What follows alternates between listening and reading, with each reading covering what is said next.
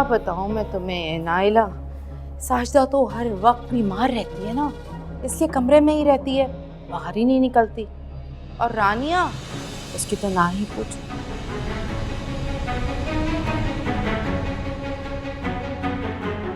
मेरा बेटा छीन लिया उसने मुझसे, हर वक्त बस मेरा शौहर मेरा शौहर।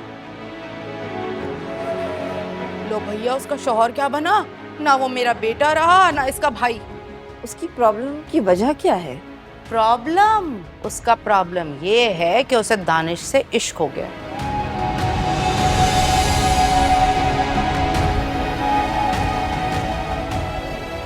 हैरत हुई ना?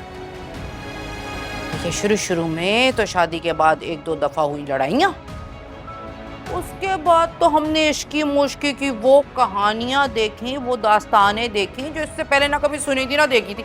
लो भैया, हसरत पूरी हो गई। सच कहते हैं बड़ी ताकत है इस निकाह में, बड़ी।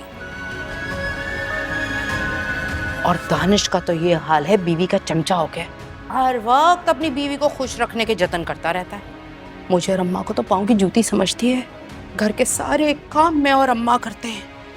और क्या बताऊं, कमरे से निकलना मुश्किल है मेरा तो, कहीं बाहर निकलो तो कुत्ते, कहीं नामहरम गार्ड। मैंने कहा रानिया बेटे इन्हें हटा दो, इनकी क्या जरूरत है, तो कहने लगी नहीं भाई डाकू आ जाए।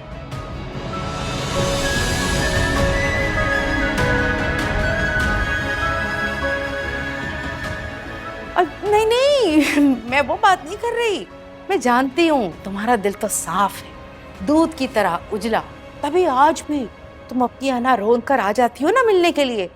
लेकिन तुमसे और निहाल भाई से ना अजीब सी नफरत करते हैं ये लोग। बस हर वक्त तुम्हें कोसते रहते हैं, लेकिन तुम आ जाया करो, तुम तो अच्छी हो ना, छोड़ो वो जो भी कहे तुम्हें है। अच्छा अपा, मैं चलती हूँ अब। नहीं नहीं, तुम आई हो ना, ऐसे मिले बगैर नहीं जो अच्छा नहीं लग रहा, मैं उठा दे। मैं मिलना ही नहीं चाहती उससे अब, बस आपा उससे कह दीजिएगा कि मैं पूछने आई थी उसे। सुनो तो सही अच्छा, नायला। सुन तो लो, चाय तो पी बात लेती। तो सुन लो। अरे चाय, समोसे कुछ है? नहीं?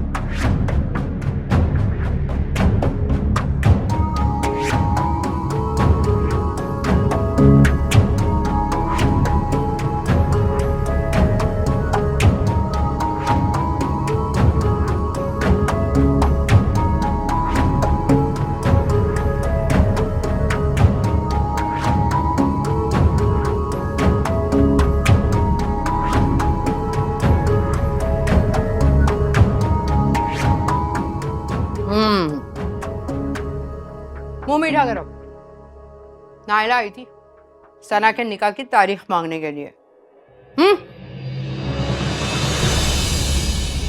क्या हुआ है, खुशी नहीं हुई? अरे बेटी की शादी होने जा रही है, घर बस जाएगा उसका। तुम कैसे खुश हो जाती हो दूसरों को तकलीफ पहुंचा के? शुरू हो गई तुम्हारी लेक्चरबाजी। अरे बेटी की शादी की बात हो रही है, लोग हाथ उठा के दुआएं देते हैं और तुम लगे नसीहतें करने, क्योंकि फ्री में बंटती है ना ये। किसी दूसरे के नसीब का छीन कर खाने वाले अक्सर बदहजमी का शिकार हो जाते हैं। गलती हो गई मुझसे, गलती हो गई जो तुम्हें ये खुशखबरी सुनाने चली आ गई। सोचा था खुशी होगी, लेकिन नहीं। तुमने आज तक अपने औलाद के लिए कुछ किया है? कभी कुछ अच्छा सोचा है? और तुमने जो किया है, तो रानिया के हिस्से की खुशियां छीन कर सना की झोली में डालने के लिए तुम्हें एहसास है कितना बड़ा गुनाह किया है तुमने? क्या गुनाह किया? क्या गुनाह किया है? क्या बुरा किया है मैंने?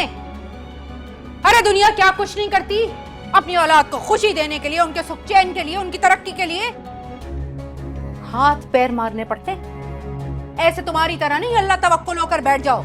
अल्लाह ने भी कहा है बंदे हाथ पैर हिला, मैंने हिला लिया तो कौन सा फर्क पड़ गया? नहीं खानी ना मिठाई, मत खाओ,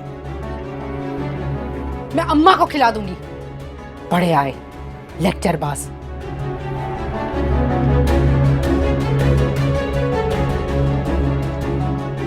या अल्लाह माफ कर दे, रहम फरमा इस घर पर, कोई अजाब नाज़िल न हो तेरा। ये नाक़बत अंदेश औरतें तेरी पकड़ की सख्ती से नावाकिफ हैं, इन्हें हिदायत दे और रहम कर।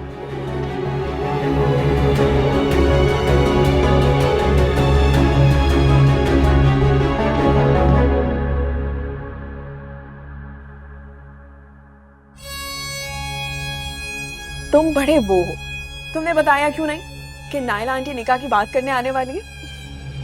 क्या अम्मी ने ये बात की? हाँ, थैंक यू सो मच। तुमने मुझे आज इतना अच्छा सरप्राइज दिया है, उसके बाद मैं आज इतनी खुश हूँ कि मैं बता नहीं सकती। मेरे पास तो लफ्ज ही नहीं है। और तुम्हें तो पता ही है शादी को लेके मैं कितना एक्साइटेड थी, बल्कि हूँ। कितने सारे प्लान्स हैं मेरे पास।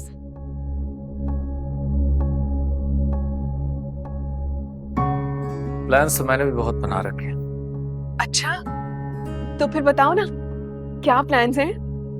सरप्राइज है, बहुत जल्द तुम्हें पता चल जाएगा। उफ अल्लाह, ऐसा क्या है जो तुम मुझे नहीं बता रहे हो? वक्त आने पर बताऊंगा, लेकिन वादा करो मुझसे, तुम मुझे मना नहीं करोगी। तुम्हें मना कर कैसे सकती?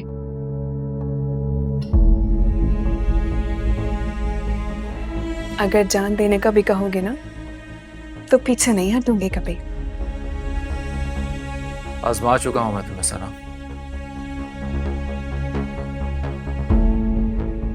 और मुझे डर है कि इस बार भी तुम्हारे कदम लड़खड़ाना चाहे।